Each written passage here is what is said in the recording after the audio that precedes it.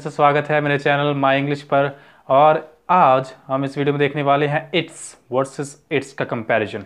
तो इट्स और इट्स में क्या फ़र्क है, सबसे पहले हम बात करने वाले हैं इट्स IT' के बारे में। तो एक तो इसको लिखने का तरीका भी अलग होता है, IT फिर अपोस्ट्रोफी S लिखते हैं। बोलने में जो प्रोनाउंसिएशन है दोनों की इट्स और जो बिना अपोस्ट्रोफी वाला इट्स है दोनों ही सेम है। अब हमें देखना क्या है कि मतलब क्या है और कहाँ पे यूज करते हैं। तो पहले हम बात कर रहे हैं IT' की। इसको एक तो लिखते भी IT' से है, तो ये तो एक पहला फर्क हो गया। दूसरा फर्क क्या है कि ये एक एब्रीविएशन है। अब एब्रीविएशन अगर आपको नहीं पता तो मैं बता दूं, सॉरी हम लिखते हैं जब चैटिंग करते हैं तो सॉरी SRY लिख देते हैं, तो वो भी एक एब्रीविएशन होती है। और जैसे हम लिखते हैं अप्रोक्सीमेटली APPRROX, हम ऐसा भी लिख देते हैं अप्रोक्सीमेटली को। तो जो बड़े इंग्लिश के वर्ड्स हैं उनको छोटा करके लिखना एब्रीविएशन कहलाता है, उनको हम एब्रीविएटेड वर्ड्स बोलते हैं।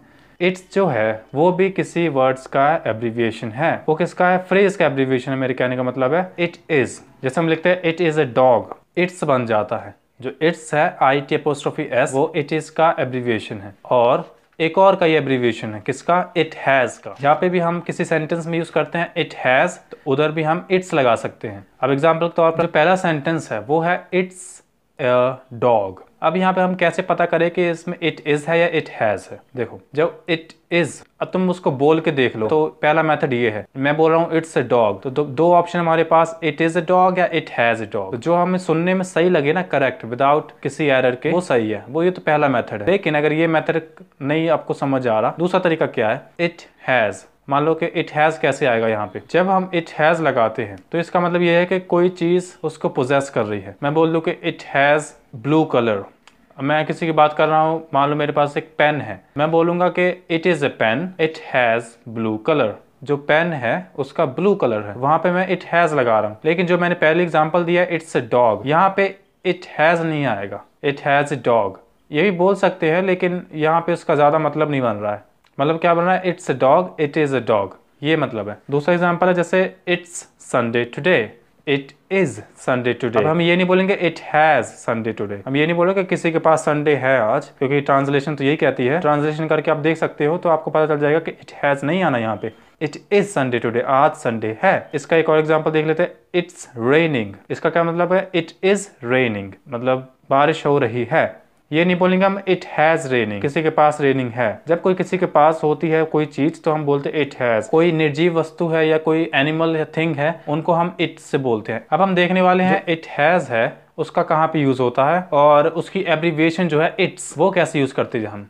तो पहला एग्जाम्पल है it's been a nice day. इसका मतलब है कि ये जो दिन है अच्छा रहा अभी तक, it has been a nice day. यहाँ पे इसकी एब्रीविएशन हम खोल दें तो ये बन जाएगा इट हैज बीन। अब क्यों लोग इसका यूज करते हैं? जैसे हम नॉर्मल चैटिंग की बात करें तो कोई बड़ा शब्द नहीं लिखना चाहता इंग्लिश का, तो वो उसका छोटा शब्द लिख देता है, एब्रीविएशन लिख देता है। ओके का जैसे OKAY होता है, तो असल में उसकी एब्रीविएशन क्या है? ओके।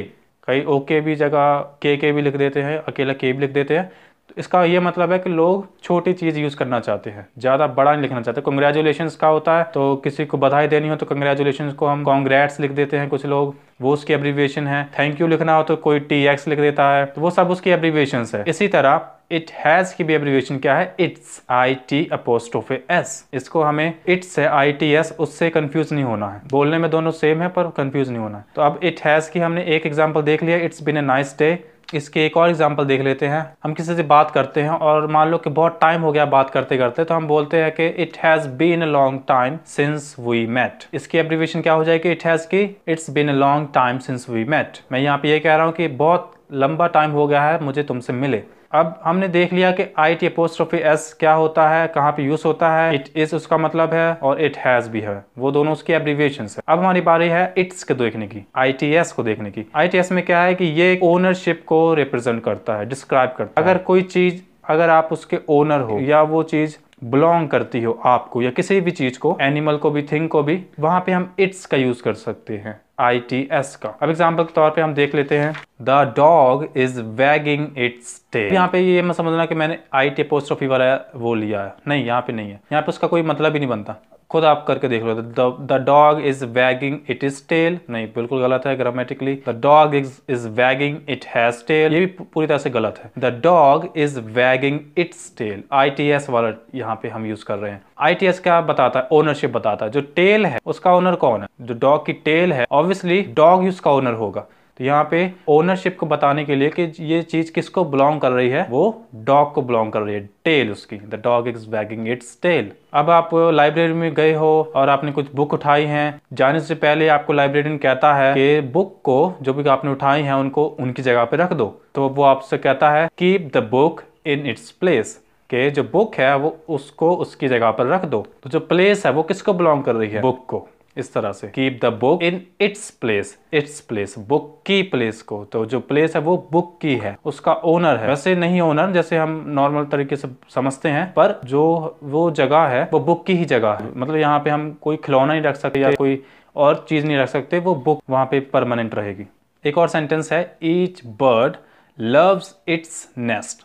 हर एक, ईच का मतलब हर एक जो पक्षी है, नेस्ट जो है घोंसले से प्यार करता है, लव्स इट्स नेस्ट। तो जो नेस्ट है उसका ओनर कौन है? पक्षी। इट्स जो है यहाँ पे यूज हो रहा है उसको दर्शाने के लिए कि जो बर्ड है वो ओनर है उसके नेस्ट का। तो ये था डिफरेंसेस बिटवीन इट्स और इट्स।